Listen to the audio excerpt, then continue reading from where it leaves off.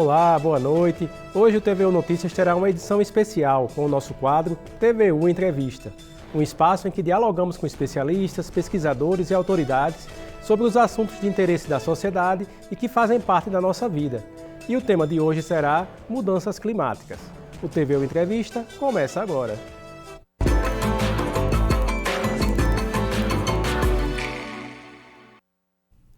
As mudanças climáticas são transformações a longo prazo nos padrões de temperatura e clima. Essas mudanças podem ser naturais, como por meio de variações no ciclo solar, mas desde o ano de 1800, segundo a Organização das Nações Unidas, as atividades humanas têm sido o principal impulsionador das mudanças climáticas.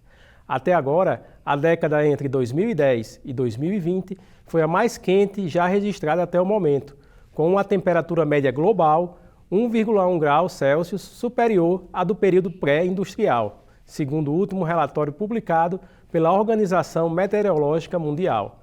Os efeitos mais severos do aquecimento global vêm sendo sentidos com mais frequência no nosso país, e segundo cientistas e pesquisadores, o mundo pode estar caminhando para uma trajetória desastrosa. Para aprofundar os impactos das mudanças climáticas, recebemos hoje no TVU Entrevista o professor do Departamento de Geografia da UFRN, Francisco Castelhano. Ele que é especialista em Data Science e pós-doutor em Geografia pela Universidade Federal de Sergipe, autor de livros nas áreas de climatologia, meio ambiente e saúde, pesquisador do Centro de Estudos em Meio Ambiente e Saúde Pública da Fundação Getúlio Vargas, com pesquisas nas áreas de climatologia geográfica, mudanças climáticas, clima urbano e meio ambiente. E para começar o nosso bate-papo, professor, gostaria de saber do senhor por que estamos vivendo esse período mais intenso de mudanças climáticas. Seja bem-vindo ao TVU Entrevista. Boa noite, Júlio. Obrigado. Essa é uma pergunta um pouquinho complexa, né? A gente tem vivenciado, sobretudo nesse ano, um aumento muito significativo nas temperaturas. A gente tem vivenciado passagens sucessivas de ondas de calor.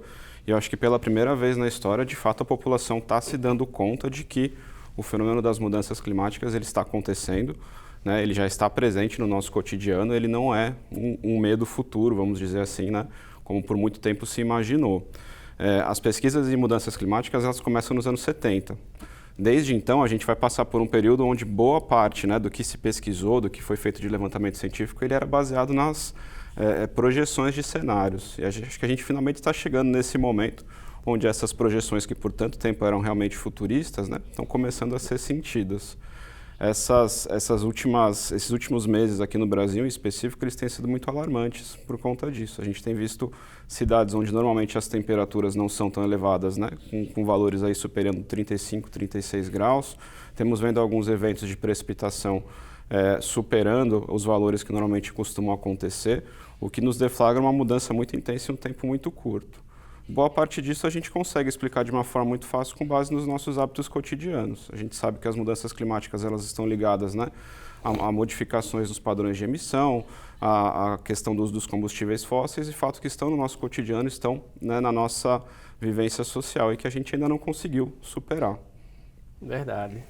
Como foi falado no início, a questão da presença do homem em si, né, executando o pensamento econômico, o uso de combustíveis fósseis, vem causando uma rapidez, né, no sentido desses efeitos.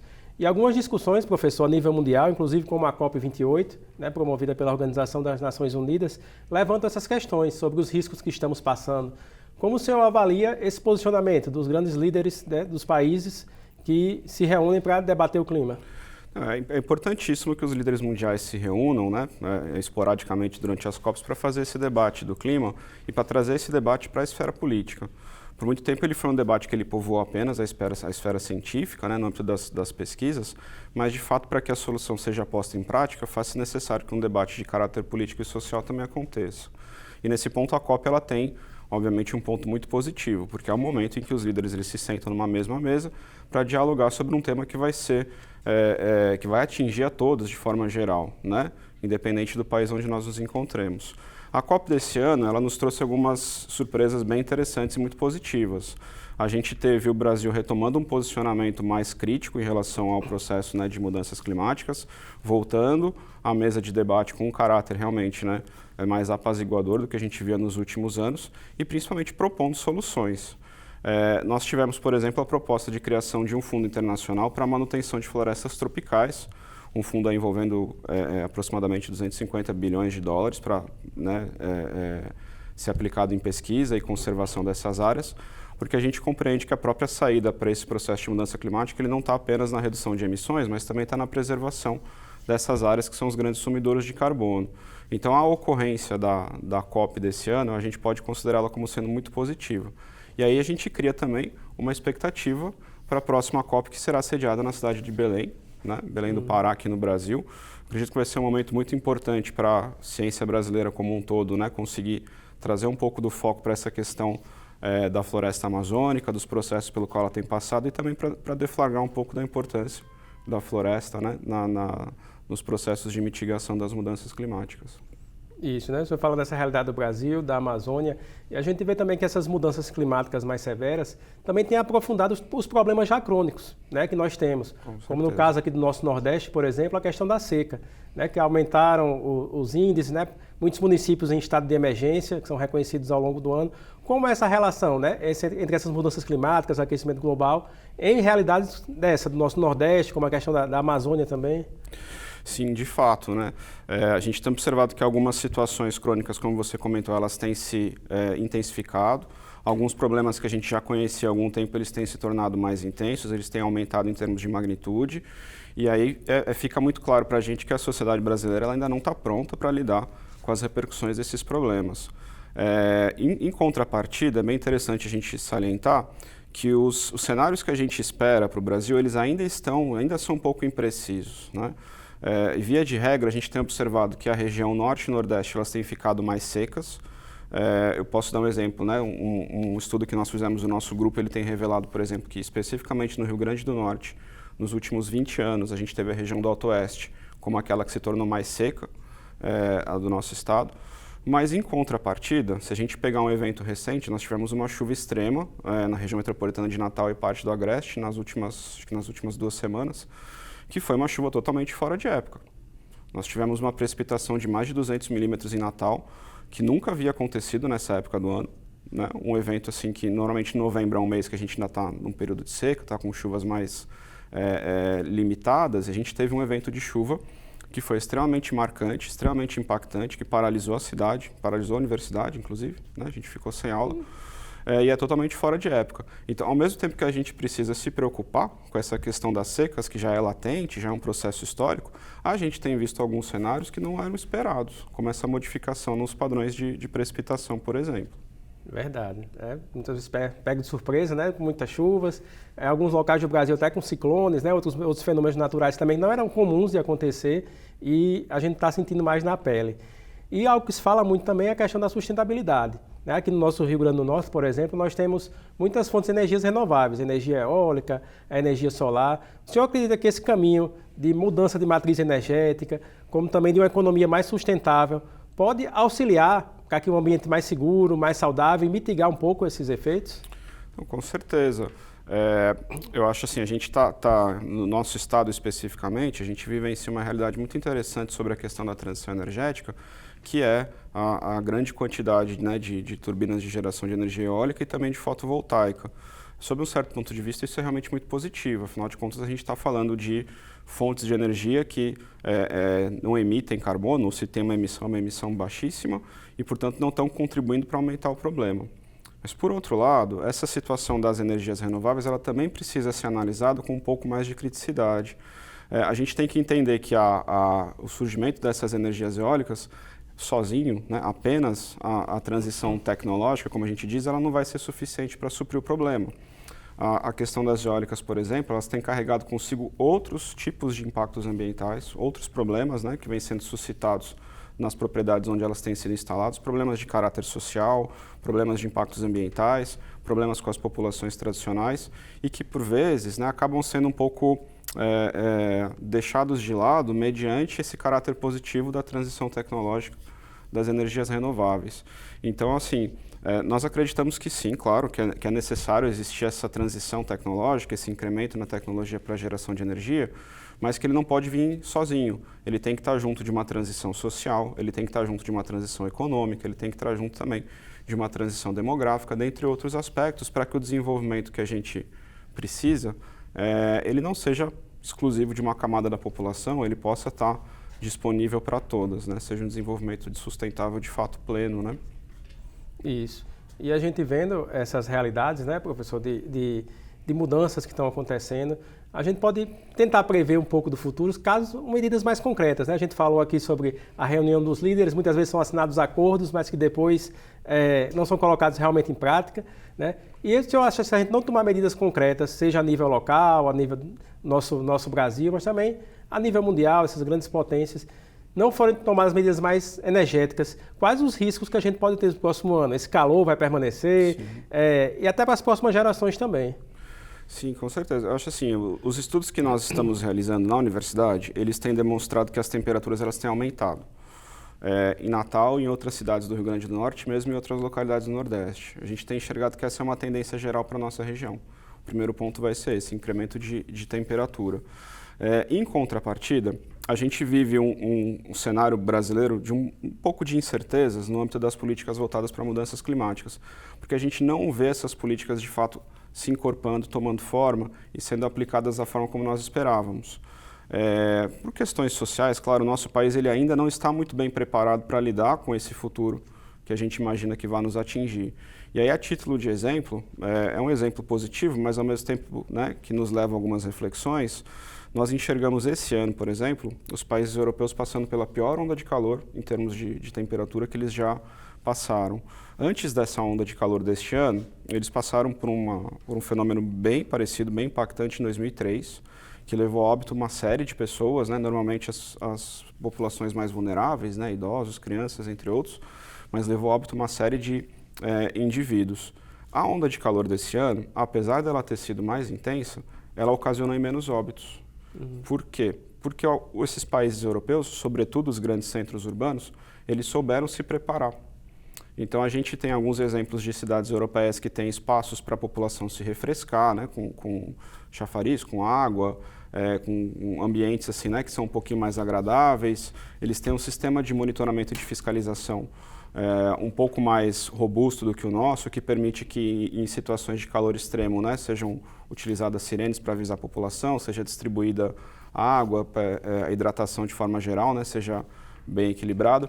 Então, eles, de uma certa forma, a gente pode ver, por esse exemplo desses países, que eles souberam aprender com os erros do passado e tentaram criar medidas de adaptação para esses cenários. A gente não fala mais em medidas de mitigação, a gente já parte do pressuposto que sanar o problema vai ser difícil. Mas é possível que a gente desenvolva, dentro das nossas limitações, algumas políticas também de adaptação que façam com que, mesmo que a temperatura, né, se intensifique, aumente, que os padrões de precipitação se modifiquem, que a gente possa viver com um pouco menos de risco. Isso vale, claro, tanto para as questões referentes aos aumentos de temperatura, como para essas modificações de chuva, né? Políticas de adaptação bem aplicadas, eu acredito que vão ser o futuro e é o que vai definir como que a gente vai viver em sociedade com esse fenômeno de mudança climática. Verdade, assim, é um tema que, como o senhor falou, não está mais longe da gente, né? Já estamos sentindo, já estamos vendo. E eu queria saber também, assim, essa realidade do aquecimento global, né? Que muitas vezes a gente pensa só na teoria, mas realmente como é que ele se desenvolve, né? Para o público também entender essa realidade que passa pela gente também e dos nossos hábitos, né? Se nós, enquanto cidadãos, também podemos ter atitudes que ajudem a melhorar o ambiente para todos. Sim, sim. É importantíssimo a gente retomar um pouco isso. Quando a gente fala de mudança climática, a gente está falando de modificações em alguns elementos do clima, como temperatura, como precipitação, como umidade, que vão ser consequência principalmente de modificações nas concentrações de alguns componentes químicos da atmosfera.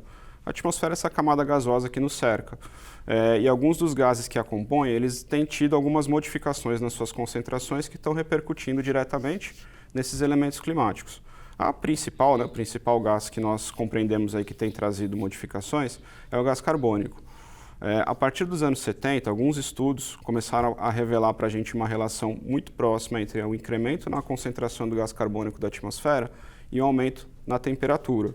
Ou seja, né, isso é uma relação que a gente chama de positiva. Cresce a concentração de gás carbônico, passou a crescer a temperatura.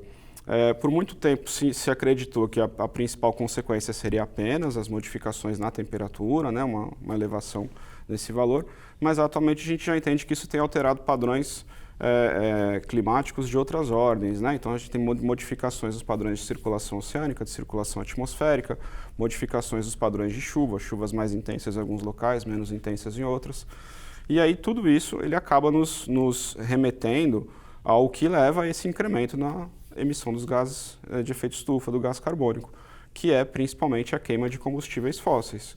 Combustíveis que nós utilizamos no nosso deslocamento pela cidade, combustíveis que nós utilizamos nas indústrias, nas termoelétricas e também no processo de desmatamento, né? A própria queima de biomassa também acaba sendo assim, um pouco responsável por isso. Se por um lado a gente tem emitido mais gás carbônico, por outro a gente tem reduzido as formas de captar esse carbono naturalmente, que seriam pelas próprias florestas. Então esse tem o cenário perfeito, ou imperfeito no caso, né, para a gente estar lidando com as mudanças climáticas que enxergamos hoje. Você comentou no começo, é um processo que já dura mais de 200 anos, né? A gente começa a emitir carbono depois da Revolução Industrial, mas somente agora que a gente está sentindo literalmente na pele um pouco das consequências disso.